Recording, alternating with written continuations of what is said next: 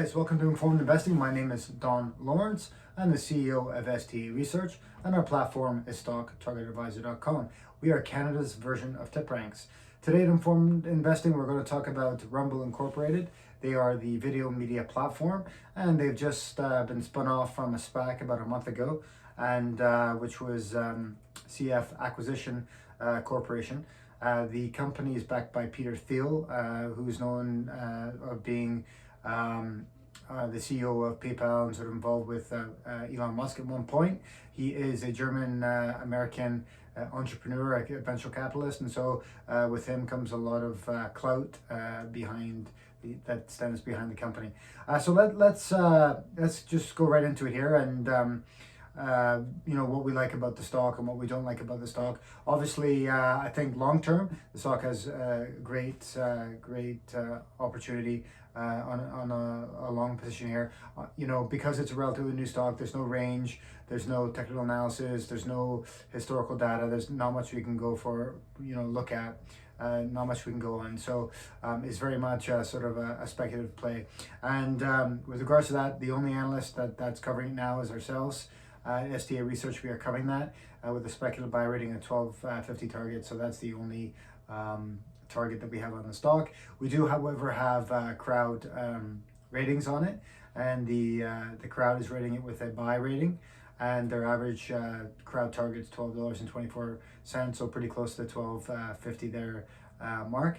And let's have a quick look at the fundamental analysis. And of course, when you're looking at a stock in sort of this stage of its life, there's not a lot of sort of positive fundamentals, and that's why there's obviously you get a big risk reward situation because it's much more riskier, so the reward is obviously exponentially higher.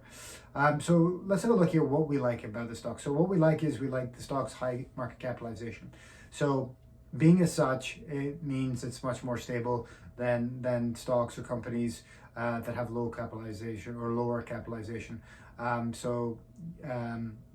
just provides stability. And if we go over and see what we don't like about the stock, well, there's three essential things we don't like about the stock. It's overpriced compared to book value, so the stock is trading high compared to its peers. It has negative cash flow in the previous quarters, and it has negative free cash flow in the previous quarters. So those are the negative things that we don't like about it. And again, as I say, this is really a speculative play here. The stock broke support there this week, if we look at on the technical aspect. So it's sort of kind of in no man's land at the moment. So the question is, how low is this stock going to go? And I think really is you would just have to sort of tie it in with the market, and I think wherever the market goes, how deep it goes in the short term, incrementally, that's where Rumble will follow suit. So I do think the stock has a lot of potential. I think obviously it sort of gained more traction in the last month or so. We've had Russell Brand coming over and doing a live broadcasting show on it, so that's obviously given a lot of sort of clout to the platform. So as more sort of big names move over and sort of validate the platform, I think it's going to be a very good in a very good position to sort of go out and compete against YouTube, because basically that's their biggest competitor is YouTube, and the sort of